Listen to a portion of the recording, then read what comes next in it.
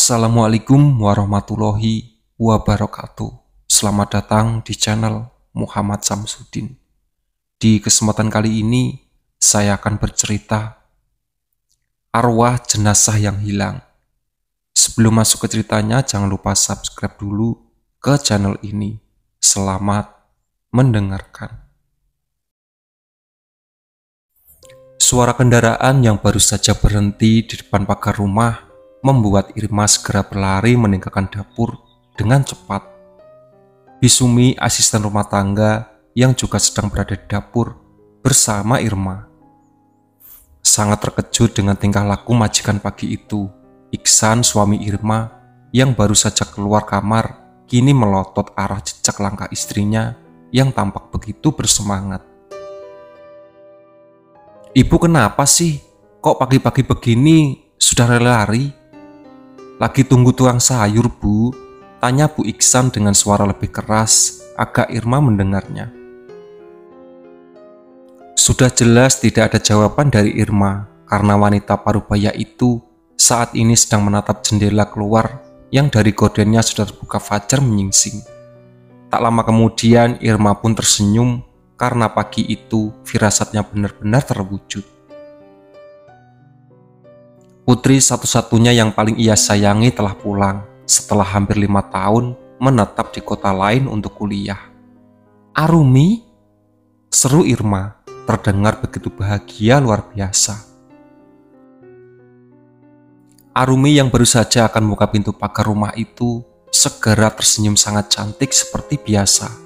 Wanita muda itu melambaikan tangannya ke arah Irma seraya membuka pintu pagar. "Ibu," balas Arumi, tak kalah bahagia dari Irma. Kedua wanita itu kemudian berpelukan dengan erat di teras rumah. Sesaat setelah Arumi mengucap salam dan mencium tangan Irma, Iksan keluar rumah tak lama kemudian setengah berlari. Saat mendengar Irma menyebut nama putri kesayangan dengan lantang, Irma segera membawa masuk Arumi ke dalam rumah. Sementara Iksan kini masuk dengan segudang bawaan putri dari Jakarta. Irma sama sekali tidak mau melepaskan pelukan dari tubuh Arumi, membuat gadis itu melambai-lambai tangannya ke arah Iksan seakan sedang meminta pertolongan pada ayahnya. "Bu, kasih kesempatan juga dong pada ayah, kan bukan cuma ibu saja yang kangen pada Arumi," pinta Iksan. Irma pun memeluk wajahnya, pertanda bahwa ia tidak mau Iksan mengambil Arumi dari pelukannya. "Iya, Bu, Arumi kan juga kangen sama ayah. Masa iya yang boleh dipeluk cuma ibu seorang?" ujar Arumi hampir kehabisan nafas. "Ibu nggak mau berbagi kamu sama ayah?" balas Irma jujur. "Berbagi? Memangnya aku ini semacam Yangko gitu, Bu?" gerutu Arumi, setengah heran dengan pemikiran ibunya. Irma pun terkekeh senang saat dirinya sukses membuat Arumi menggerutu. Ia tahu bahwa putrinya tetaplah orang yang sama meski sudah hampir 5 tahun tinggal jauh dari keluarga. Maka dari itu ia sengaja memancing Arumi agar hobinya menggerutu bisa segera ia kembali seperti dulu. Setelah Irma melepaskan pelukannya, Arumi pun langsung menenggelamkan diri dalam pelukan ayahnya. Iksan menyambutnya dengan penuh kasih sayang, seraya mengecup kepala Arumi berulang-ulang. "Ayah kangen banget sama kamu, Nak.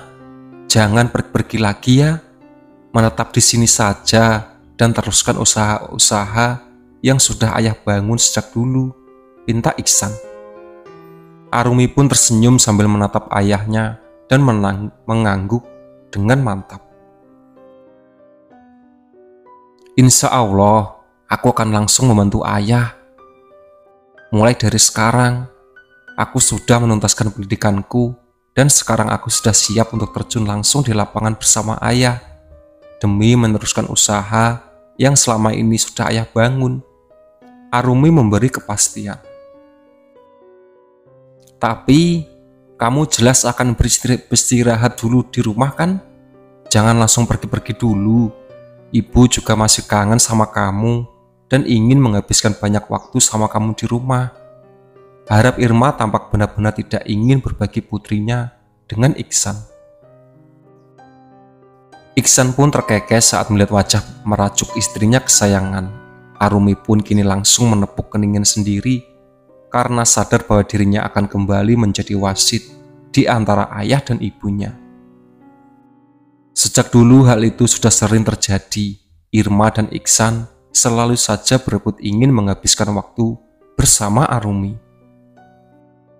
Karena Arumi adalah putri satu-satunya yang mereka miliki, Arumi benar-benar sudah tidak asing dengan hal itu. Sehingga membuatnya segini ingin membuat jadwal agar Irma dan Iksan tidak perlu lagi saling berebut mengenai menghabiskan waktu bersama dengannya.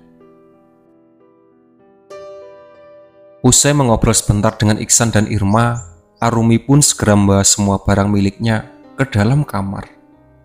Ia merapikan semua barang-barangnya hingga tidak ada satupun yang tersisa di dalam koper. Setelah semuanya selesai dibereskan, Arumi pun langsung merebah di atas kasur, seakan selama ini tidak pernah berbaring dengan santai. Rasa lelah akibat menempuh perjalanan jauh membuat ingin sekali berlama-lama menikmati kegiatan yang sedang dilakukan. Ia sadar bahwa ternyata dirinya begitu merindukan tidur di atas kasur empuk, kesayangan yang bentuk, posisi dan rasa sejuknya. Dan bahkan baunya masih saja sama sekali tidak ada yang berubah meski sudah hampir 5 tahun ia tidak pulang. Arumi tersenyum lebar penuh kebahagiaan.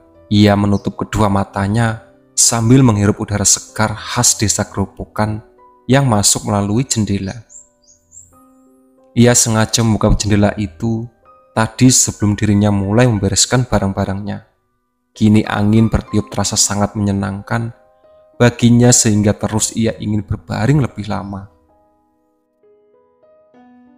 Namun sayang, belum beberapa lama ia berbaring di tempat tidurnya, ada suara yang begitu ia kenali dan terdengar jelas dari arah teras rumahnya. Arumi pun bergegas bangkit di tempat tidurnya dan berlari keluar kamar untuk menyambut tamu yang baru saja datang. "Bude Una," jerit Arumi yang langsung melompat ke dalam pelukan Maimunah, kakak kandung Iksan. "Ya Allah Cahayu, kok gayamu itu loh, sama sekali tidak berubah Tonduk."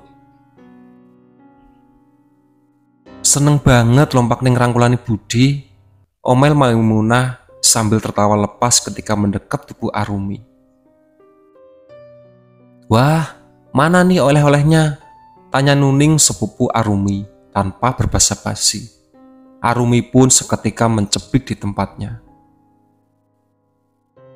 "Sapa aku dulu gitu loh Neng, masa aku baru saja sampai di rumah langsung ditagih oleh-oleh," protes Arumi.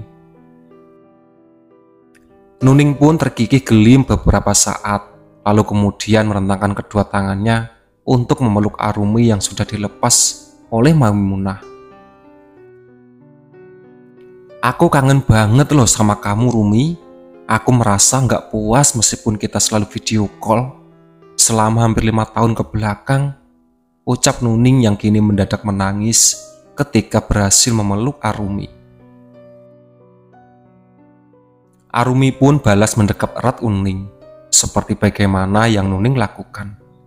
"Aku juga kangen kamu Ning, kangen banget aku, sampai rasanya tidak bisa kujabarkan betapa kangennya aku sama kamu," balas Arumi. "Jangan pergi lagi Rumi, di sini aja, jangan jauh-jauh dari kami," pinta Nuning berbisik. "Insya Allah, aku gak akan kemana-mana lagi nih. Insya Allah aku juga akan menetap." Mereka pun kemudian sama-sama masuk ke dalam rumah, menyusul langkah Maimunah dan Irma yang sudah masuk lebih dulu. Keduanya sama-sama duduk di sofa yang kosong, sementara Maimunah sudah duduk bersama Irma. Iksan duduk sendiri di sofa tunggal yang ada di ujung sambil menikmati teh jahe. Sekarang bagaimana, Rumi? Apa kamu akan menetap di sini setelah kuliahmu itu selesai? Tanya Maimunah yang juga berharap sama seperti Nuning. Iya Bude Una, insya Allah aku akan menetap lagi di sini. Aku nggak akan kemana-mana. Aku sudah janji pada ayah dan ibuku 5 tahun lalu. Jadi sekarang saatnya aku memenuhi janji itu. Jawab Arumi seraya tersenyum manis seperti biasanya. Alhamdulillah kalau begitu, kamu nggak perlu jauh-jauh lagi dari kami semua. Kami sebenarnya sering was-was selama kamu menetap di kota lain. Kamu itu kan anak perempuan. Jadinya jelas kami sangat sering mengkhawatirkan keadaan kamu di sana. Ucap Maimunah apa adanya. Arumi pun tersenyum. Ia merangkul Nuning yang ada di sampingnya dengan sangat lembut. Aku akan tinggal di sini lagi Bude Una. Lagi pula, aku sudah kangen banget ingin mengganggu ketenangan hidup Nuning seperti dulu. Ya kan Ning? Goda Arumi. Nuning pun kini hanya bisa meringis pelan ketika Arumi mengingatkan soal bagaimana cara wanita itu mengganggu ketenangan hidupnya sejak kecil. Iyalah Rumi, suka-suka hatimu saja, balas Nuning langsung tak bertenaga. Itulah sahabat cerita dari Arwah Jenazah yang Hilang. Ditunggu part selanjutnya.